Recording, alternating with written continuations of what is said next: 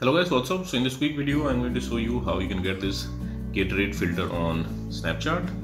So this is the filter. Let me remove this one.